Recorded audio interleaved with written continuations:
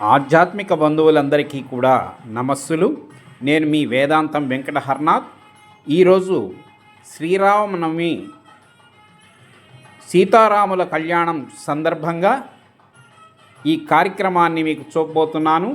ఇది శ్రీ శంకరుల వైదిక పరంపర అద్వైత సిద్ధాంతంగా గంగా ప్రవాహంలా అవిచ్ఛిన్నంగా ముందుకు సాగాలన్న సదుద్దేశంతో శ్రీ జగద్గురు ఆదిశంకరాచార్యుల వారు నలుదిక్కుల 4 ఆమ్నాయ పీఠాలు స్థాపించగా అందులోని ఆదిపీఠం దక్షిణాన్మయ పీఠం శృంగేరి శారదాపీఠం వారి గురు ఆశీర్వాదంతో ఈ రోజున శ్రీ సీతారాముల కళ్యాణం గుంటూరులోని శ్రీ శారదాపీఠంలో గల శ్రీ శ్రీ శ్రీ అభయ కోదండరామయ్య సీతాదేవిల వివాహ కార్యక్రమం ఇక్కడ మొదలైంది.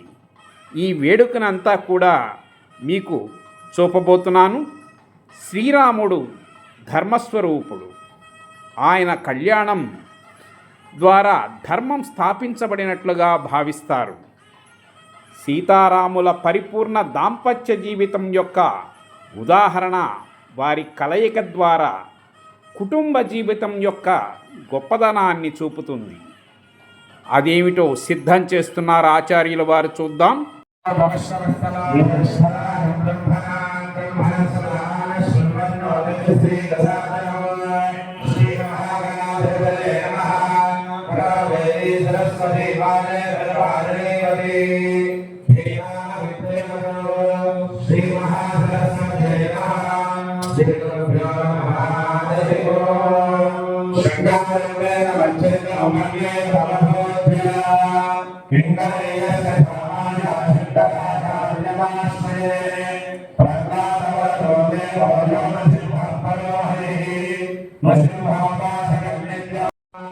ప్రతి గ్రామంలో దేశమంతటా వాడవాడల శ్రీ సీతారాముల కళ్యాణం జరిపిస్తే ఇంట్లో శుభం కలుగుతుందని, లోకానికి శాంతి కలుగుతుందనే నమ్మకం ప్రబలంగా ఉంది.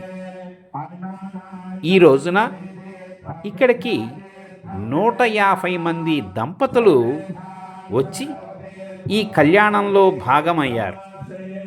వారిలోని ఆనందం, వారింట్లోనే వారి బిడ్డకే వివాహం జరుగుతుందనేంత సంతోషంగా ఈ కార్యక్రమంలో పాల్గొంటున్న వారిని చూడండి.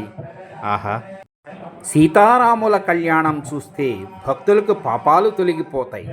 వారి కలయిక ద్వారా మానవ సమాజానికి ఆదర్శంగా విశ్వ సంతోషానికి, శాంతికి మార్గమవుతుంది ఈ కళ్యాణం.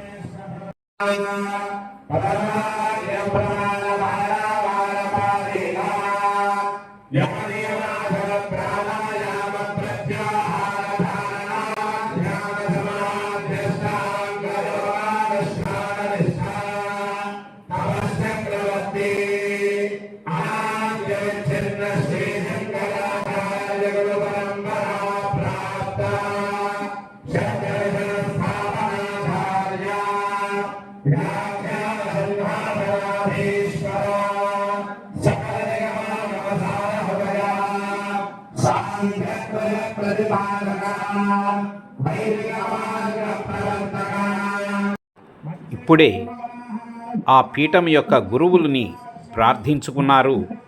అనంతరం ఆచార్యస్వామి వారు సంకల్ప విధానాన్ని చేయిస్తున్నారు. అత్యంత భక్తి శ్రద్ధలతో అక్కడ ఉన్నటువంటి 150 మంది దంపతులు సంకల్పం చెప్పుకుంటున్నారు. అలాగే భక్తులు కొందరు వెనక వీక్షిస్తూ ఉన్నారు. ఈ కళ్యాణం దేశమంతటా వాడవాడలా ప్రతి సంవత్సరం ఘనంగా నిర్వహిస్తారు. ముఖ్యంగా భద్రాచలంలో ఈ వేడుక దర్శించటం ద్వారా శుభాలు కలుగుతాయని భావిస్తారు. స్వామివారికి వచ్చిన భక్తులంతా కూడా వారి గోత్రనామాలు చెప్తున్నారు. శ్రీ అభయ కోదండరామస్వామి వారి ఆస్థాన అర్చకులు శ్రీమాన్ పర్చూరి నరసింహాచార్యులు వారు, వారి కుమారులైనటువంటి శ్రీనివాసాచార్యులు మరియు కృష్ణమాచార్యులు వారు ఈ కార్యక్రమ నిర్వహణలో ఉన్నారు. ఆధ్యాత్మిక కార్యక్రమం ఏది ప్రారంభించినప్పటికీ అక్కడ ఉన్నటువంటి స్థలశుద్ధి కొరకు ఆచార్య స్వాముల వారు స్వస్తి పుణ్యాహవాచనం చేస్తూ ఉన్నారు. ఈ ప్రక్రియ అనంతరం గుర్తుపెట్టి దాంట్లో అక్షరం పుష్పం వేసి తమలపాకు పైన పెట్టండి. తమలపాకు జోడించి ఆ యొక్క పాత్ర పైన అట్లా పెట్టండి. అందరూ కూడా ఓం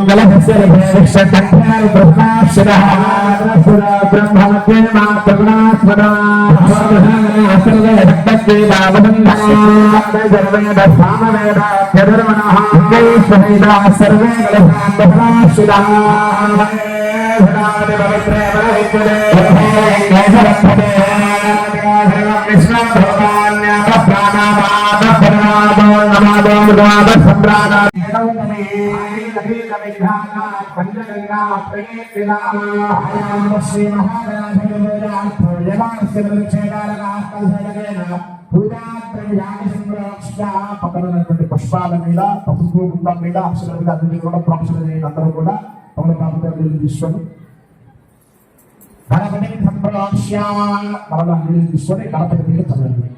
ఆత్మానంద సంప్రోక్ష్య మళ్ళీ నీళ్ళు తీసుకొని మీ మీద ఆడవాళ్ళ చదవటం అందరూ కూడా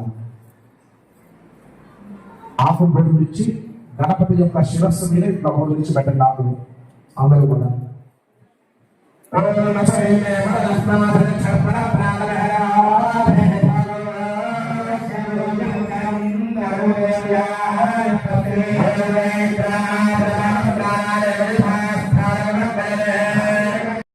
అర్చక స్వామి గణపతి పూజ చేయిస్తున్నారు దంపతుల చేత. చక్కగా అందరూ శ్రద్ధతో నిర్వహిస్తున్నారు. ఈ జన్మకు కారణం గత జన్మ కర్మ. గత జన్మల సత్కర్మల వలన దేవ యక్ష గంధర్వాది జన్మలు, పాపకర్మముల వలన జంతు పిశాచాది జన్మలు, మిశ్రమ కర్మల వలన మనుష్య జన్మ వస్తుందని పునర్జన్మ సిద్ధాంతం చెబుతుంది. అందుకే మానవునిగా సత్కర్మలు నిర్వహించి భగవంతుని కృపకు పాత్రులు కావటానికి ఇంతకన్నా గొప్ప మార్గం ఏముంటుంది? ఈ భక్తి మార్గంలో, ఈ స్వామి ఆరాధనలో మన జన్మని సార్థకత చేకూర్చుకోవాలి. రాముడంటే ఎవరు? మన విలువలు, వ్యక్తిత్వం పడిపోకుండా నిటారుగా నిలబెట్టినవాడు, ఆదర్శ పురుషుడు రాముడు. ధర్మం పోతపోస్తే రాముడు, ఆదర్శాలు రూపుకడితే రాముడు. మరి అందం పోగుపోస్తే అతను కూడా రాముడే. ఆజానుబాహుడు, సర్వశాస్త్ర పారంగతుడు, శంఖం లాంటి కంఠం, విశాలమైన వక్షస్థలం కలవాడు. ఇలా చెప్పుకుంటూ పోతే రాముడి అందం గురించి వర్ణించటానికి అలివి కాదు.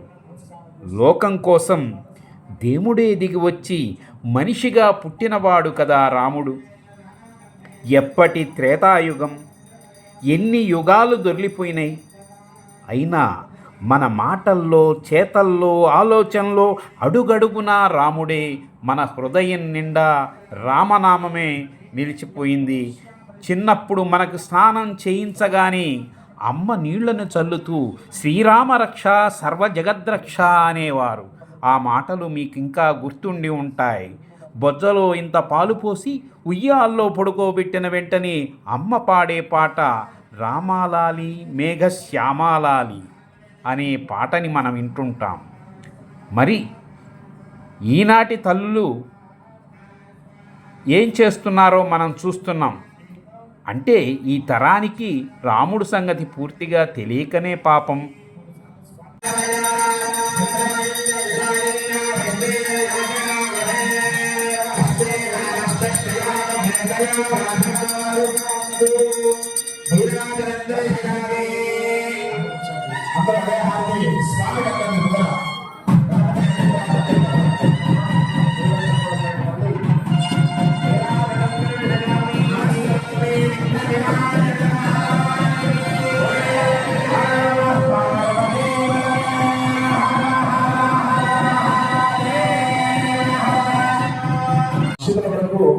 మీద ఉంచి నమస్కారం చేసుకోండి. గణపతి దగ్గర ఉన్నటువంటి అక్షతలు మగవారు తీసుకుని శిరస్సు మీద వేసుకోండి. ఆడవారి మీద కూడా పెట్టింది.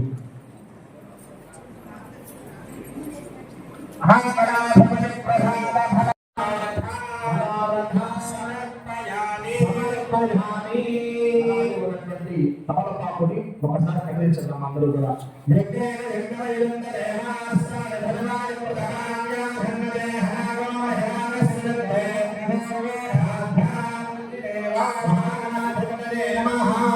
అక్షరం తీసుకొని గణపతి దగ్గర నేను చెప్పినటువంటి చెప్పండి.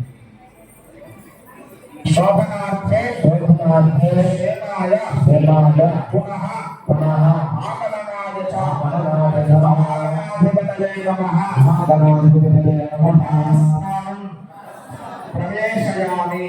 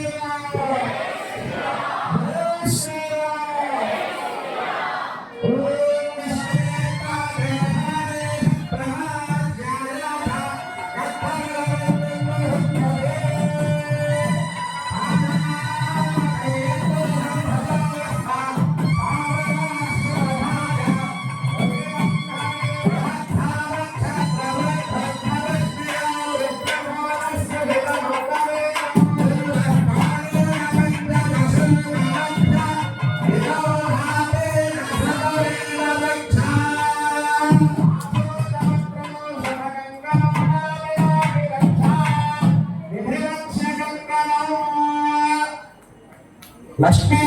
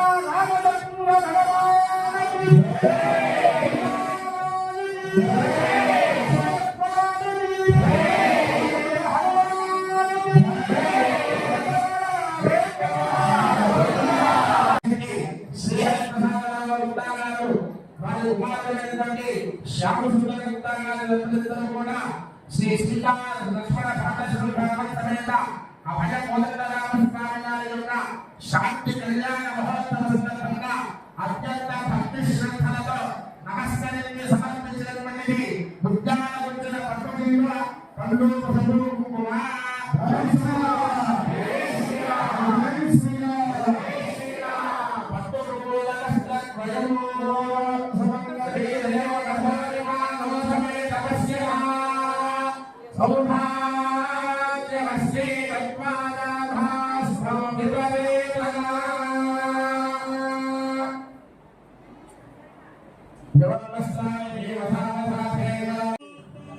అభిజిత్ లగ్నం సౌమ్యనామ సంవత్సరం పాల్గొన పూర్ణిమ ఉత్తరా నక్షత్రంలో చక్కని ముహూర్తానికి జీలకర్ర బెల్లం పెట్టడం జరిగింది.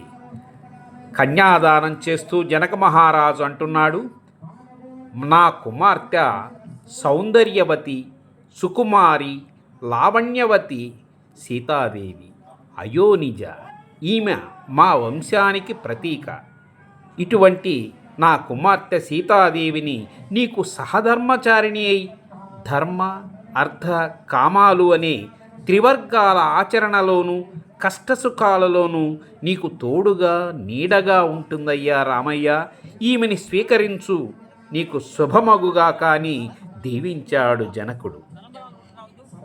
ఇటు రాముడు వైపు వశిష్ఠ మహర్షి, సీతాదేవి వైపు శతానందుల వారు దీవించగా కన్నుల పండుగగా ఈ యొక్క కార్యక్రమం జరుగుతూ ఉంది. ఆహా, చూసిన వారి కన్నులే కన్నుల కదా.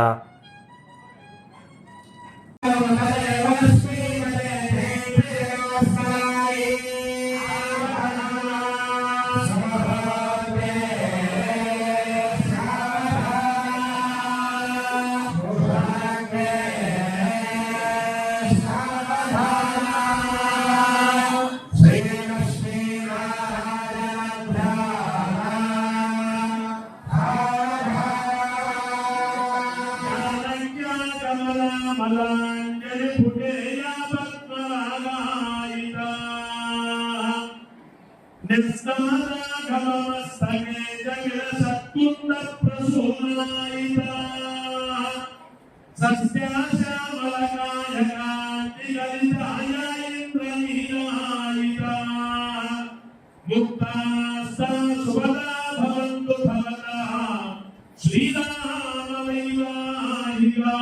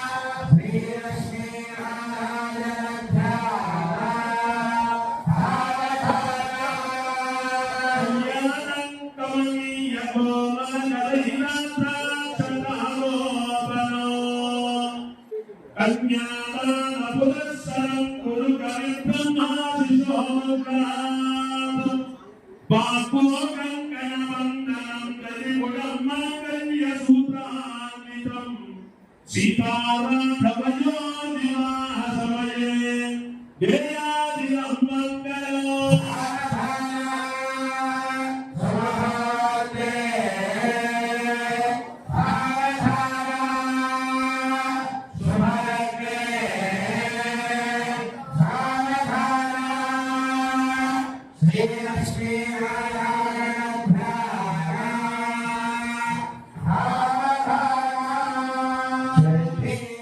శ్రీరామపత్నే జలగంధపుత్రే వేదాంగన సుందర కోమలాంగే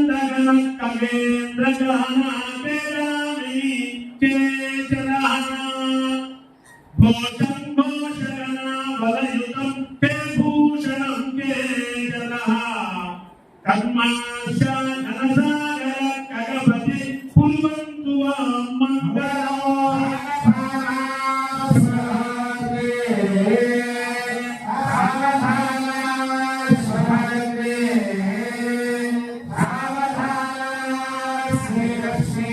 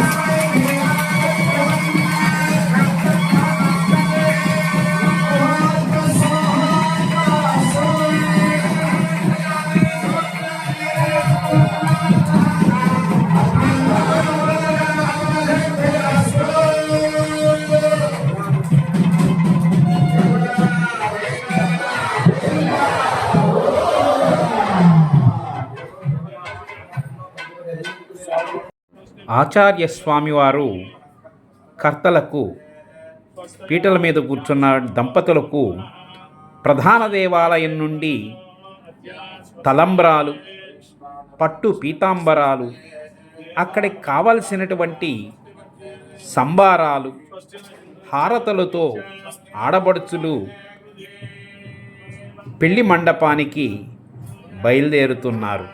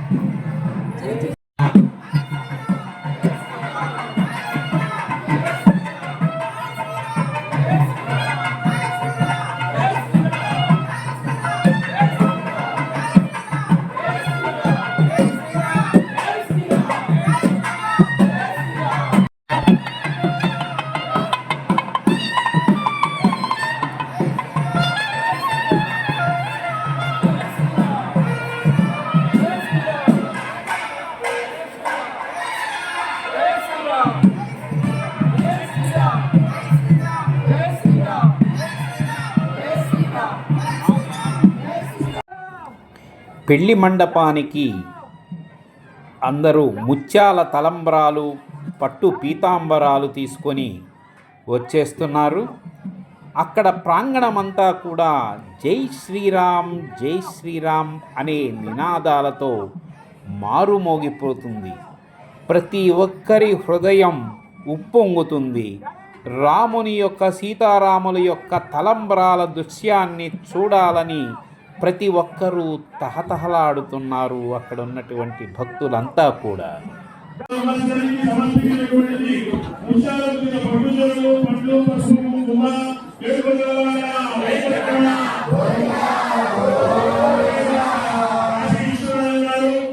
కృష్ణగారు దంపతులు, అభిషేక్ కృష్ణగారు దంపతులు స్వామివారి కళ్యాణ మహోత్సవ సందర్భంగా స్వామివారికి అమ్మవారికి అత్యంత భక్తి శ్రద్ధలు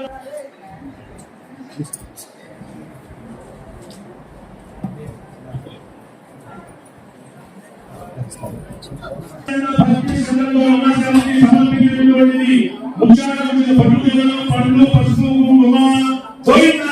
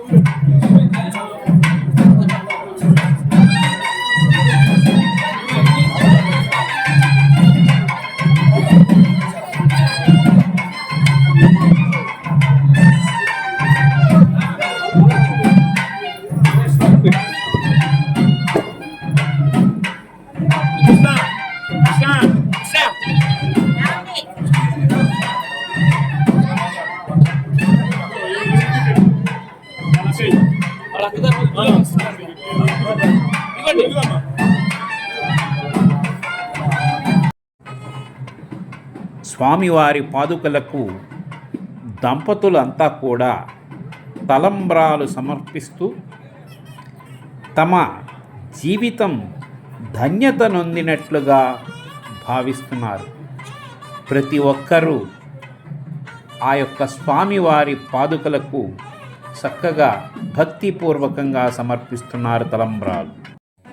మంగళ వాద్యాల మధ్య వేద మంత్రాల శబ్దంతో పూజారులు వైదిక కర్మలు నిర్వహించారు. పీతాంబరం ధరించినటువంటి రాముడు కిరీటంతో ప్రకాశిస్తూ ధర్మస్వరూపంగా కనిపిస్తూ ఉన్నాడు. పచ్చబొట్టు, పట్టు వస్త్రాలతో సంపూర్ణ సౌభాగ్య లక్షణాలతో కనపడుతుంది సీతామాత.